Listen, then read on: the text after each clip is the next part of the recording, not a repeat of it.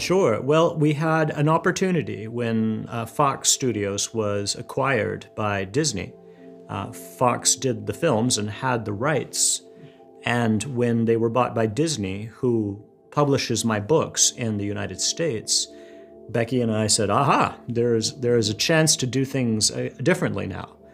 So we had many conversations with the team at Disney and decided that the moment was right to bring it to Disney Plus, which was just starting up.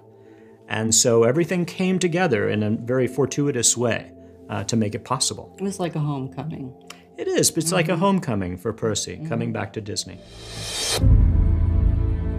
This is a story I haven't told before. It's slightly off topic, but when I was a kid, I used to walk on the balls of my foot all the time. For whatever reason, when I was like 3, 4, or 5, I still hadn't read the books by this point, and my parents had to get me to walk normal. Like, they were constantly telling me to put my heel on the ground, and you know, however many years later, I have to walk like that again for Grover. And I completely forgot that I used to walk like that as a kid, and now I'm doing it again for Grover. So, you know, it's kind of a full circle moment. Yeah. I think for me, since I read the books so young, I was in 3rd grade, I think, like 9 or like 8. I feel like that kind of molded my sense of humor at like such a young age. So now it's like going back and being able to like film all of these scenes that I read when I was younger. It's just like it happens so naturally because I'm just so used to that by now. You know what I mean? We have very similar senses of humor, I think. I feel like I relate to her because of the things that she does, and I don't know how to explain that, but like I feel like in certain times when you read this book, even though it's coming from Percy's perspective, you know, I feel like the way how he describes certain things, I feel like I can connect to how he's seeing her, if that makes sense. Like, for example, and sometimes he might say something like, you know, she looked pretty mad and stuff, but I know that deep down inside she actually was hurt or something. Or like, I'm not saying I am hurt or whatever, like, I'm mad, but like, I'm just saying, like, for example, like, I feel like I'm like Annabeth, like, I might look like something, but actually I'm like something different. Like, sometimes people would be like, I don't know why they say this, because I have a smile on my face all the time, but sometimes people will say things like, oh, I thought you didn't like me, or like, I thought you were mad or something, and I'm like, no, like, why would I be mad? And then, like, when they come up to me, though, I'm actually like, hi, guys, nice to meet you, and all that stuff, and whatever, and ever, and I feel like that's with Annabeth, like, you might take that the wrong way, and, you know, it's kind of hard to explain. Like, you know, you might look at her and be like, oh, yeah, I don't want to hang around her, she looks mean, but actually, she's really not. Yeah. Sorry. You want to? Mine's just super long. I feel like the one that actually sounds most exciting is you two. No, mine's is very dry. Yours not dry. We all had I didn't pretty have an like. expression. We all had very different auditions Yeah. for sure. My friend who originally got me into the books in the first place sent me the open call. I had no clue that they were making a Percy Jackson show, and I was like, I'm not gonna get this. I probably won't submit. And I got the audition again from my agents, and I was in New York working on a different project, and I was like, you know what, I'll submit one as like a joke. It'll be like good practice, because it's such an iconic role. Like, Grover is one of the main 3, and I grew up like, these books almost raised me, and so I grew up like looking up to these 3 and looking up to Grover, and I was like, yeah, this is for someone else. There's no way I'm gonna get this. So I sent in the tape, and 3 months later, I still haven't heard back from them. I'm still in New York, and I get like a proper callback, like with new sides, like in my name, and they're like, oh, we want you to do it again, and like with these new sides, and it was basically an indication that they remembered who I was, so I started freaking out. And then I kept auditioning until I got to the chemistry reads, which is where I met these 2. And then, I didn't hear back for another 3 months. And then my manager called and told me I'd booked it. And then there was a lot of screaming, and I don't remember the rest of the day.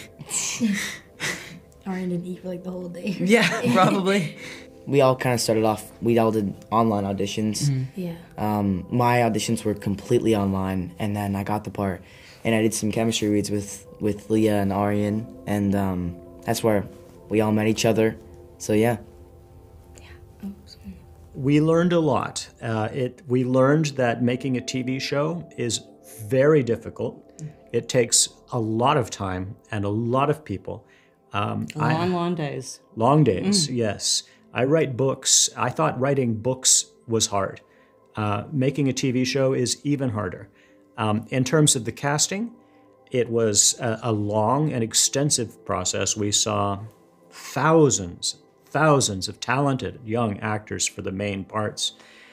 But we were very fortunate because once we found Walker and Leah and Aryan, it was clear to us, to the whole team, that these were the right young actors for the role. The expression, when you know it, you know it. And, that was true for all three of them.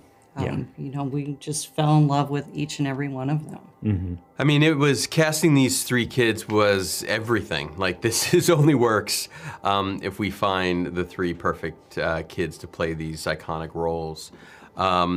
The good news was, even though we did a massive global search and saw so many different auditions, we saw it pretty right away with all three.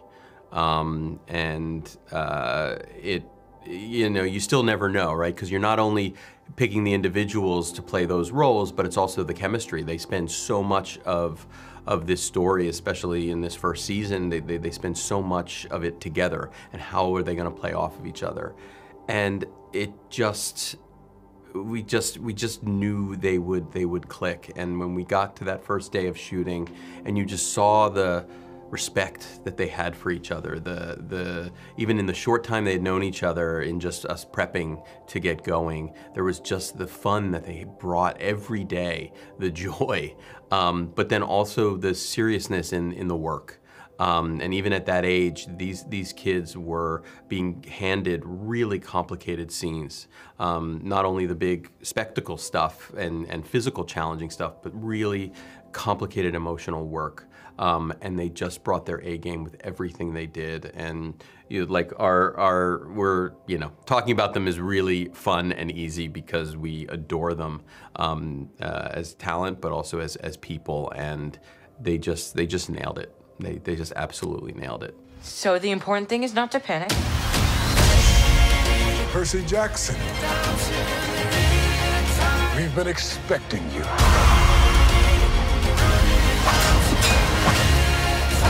The Master Bolt has been stolen.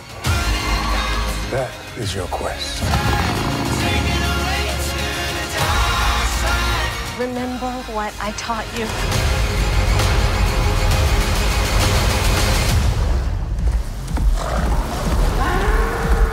You're gonna need to be brave now.